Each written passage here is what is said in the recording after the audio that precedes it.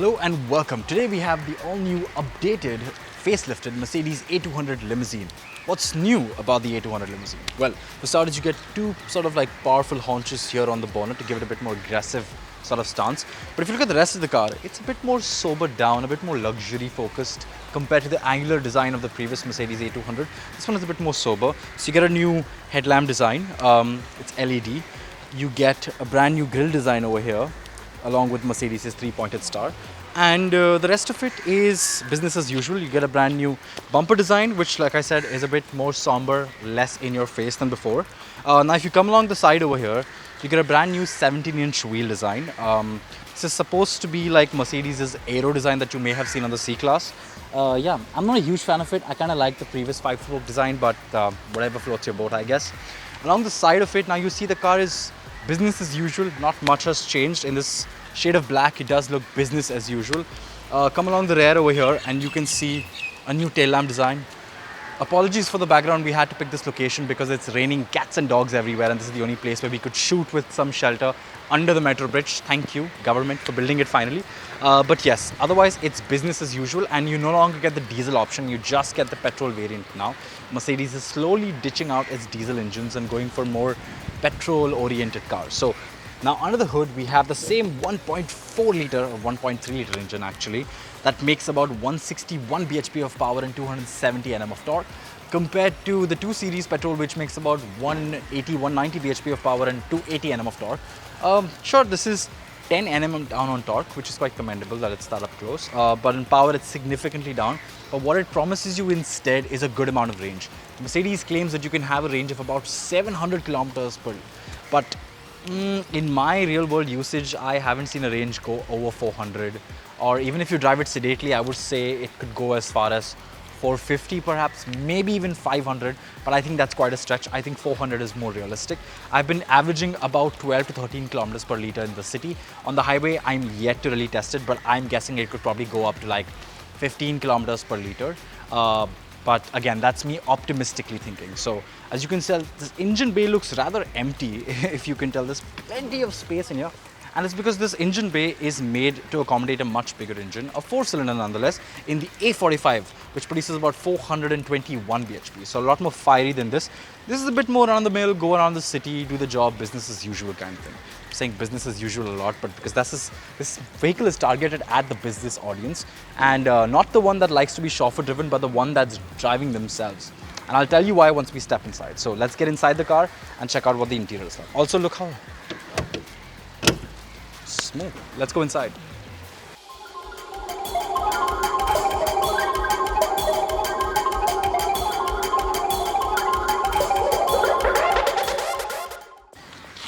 Alright, so on the inside, everything is largely quite familiar.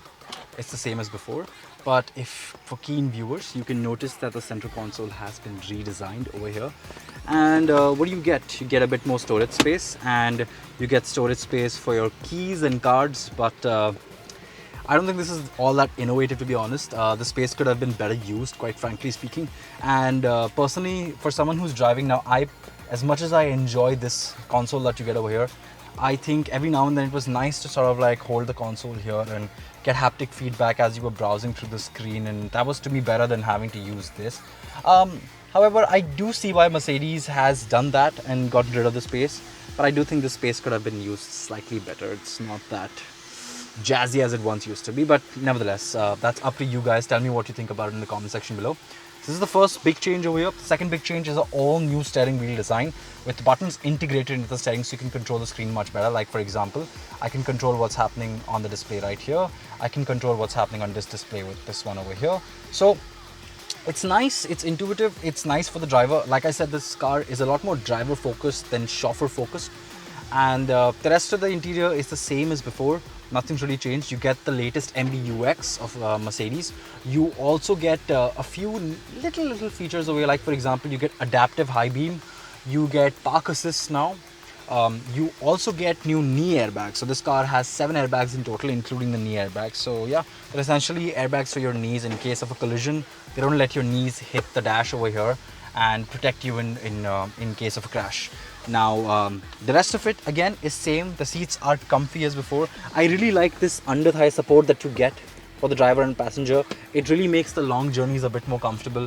One thing that I do think is missed out on is ventilated seats. Mercedes could have offered in ventilated seats. Instead, you get something called as Mercedes's seat kinetics, which essentially, if you notice the passenger seat, it will kind of move every now and then. I don't know if you can tell, but every now and then it will kind of move the seat so that your body is never just stationary and it's always moving just a tiny little bit. This helps in blood circulation and reduces the amount of fatigue you feel sitting in one place and driving. So nifty little feature, but ventilated seats would have been nice. Alright, so in the back, the seat is set to my driving position, and as you can tell, yeah, I am a bit limited on leg space. Headroom also is just about enough. I've got so much headroom. My height is about 6 feet for reference. And yeah, just about enough space. You got little cup holders over here, which is nice. And the seat recline is a bit too upright for my taste, so not exactly the kind of car you'd want to go on long distances, which is why I told you this is not a chauffeur driven experience. It is more of drive it yourself, take your kids along, take your family along, kind of take your friends along. Under thigh support seems to be there, but my knees just don't bend that far enough. I'd have to be a really short guy or sit with my legs folded like this for me to really utilize the under thigh support. But the rest of it is nice. It's a comfy little place to be. You got little coat hangers over here, little reading lights, no sunshades, again emphasizing my point that this is not a chauffeur driven car. So now let me take you for a quick spin and tell you what this car is like to drive. Now in terms of driving, nothing has really changed. It's the same motor, same gearbox, same everything. So driving pretty much remains the same. It's refined, it's relaxing, and this 4-cylinder engine is quiet. It's not noisy at all. In fact, you can hear a lot of road noise coming from the outside, but that's only when the gravel is not even. As soon as you're on even gravel, you see it gets a lot quieter. So it's a relaxing affair. It's a good place to be as the driver. Again, easy car to maneuver, easy to drive. Sure, the side mirrors to me are a bit too small to be too practical, I would say. I wish they were slightly bigger so that I would have better visibility.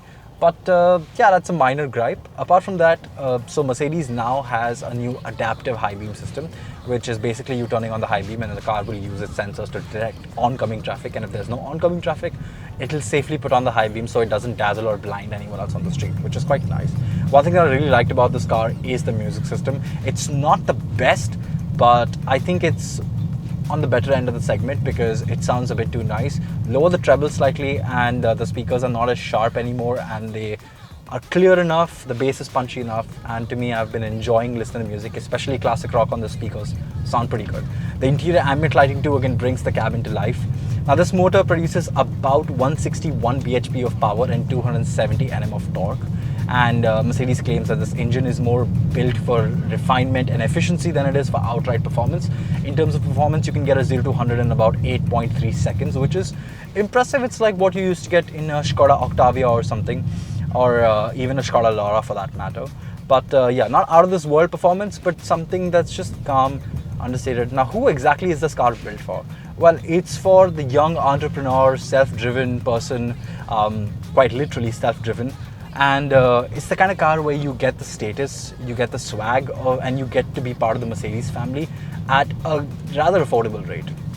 Now, we'll come to the price later, but in a nutshell, that's what's new. And I quite like this new steering design. It's big, it's nice, it's fun to maneuver, and it gives you a nice, solid, chunky feeling. For an ex-showroom price of 45 lakhs, now this is an entry level into the brand. This is what you pay at the minimum to enter the Mercedes brand and ecosystem. And do I think this is value for money? Not really. From a luxury standpoint, yes, it is quite luxurious. It has the brand, it has the swag, it has the looks and the appearance. But in terms of performance, it is lacking, and it tells you that they'll give you efficiency in exchange of performance, but it's not all that efficient if you ask me. It is adequately efficient. So yes, if you are a buyer, self-driven buyer who wants something luxurious, you can look at this. Or if you're okay with a diesel, you can look at the BMW, because with that you get really good range. I've seen fuel efficiency figures go as low as 15 to 16 kilometers per hour and 15 to 16 kilometers per liter, and go as high to about 22 kilometers per liter, which is just insane if you think about it. So yes, if you want something luxurious, something stylish, something that you're going to drive by yourself, This is the Mercedes A200 Limousine. You get this in 4 different colors: black, silver, white and grey. You get 2 interior options, which is beige as you just saw, and you can have a complete black. I wish there were more colors involved. I wish you could get a red or a blue, because I think this shape, this design can really pull off some nice vibrant colors. But yeah, as of now, 4 colors, rather somber. So yes, that is it in a nutshell. If you like the video, please let us know in the comment section below and let us know what you think about this car. Thank you so much for watching. Stick around for more further updates. Dance out.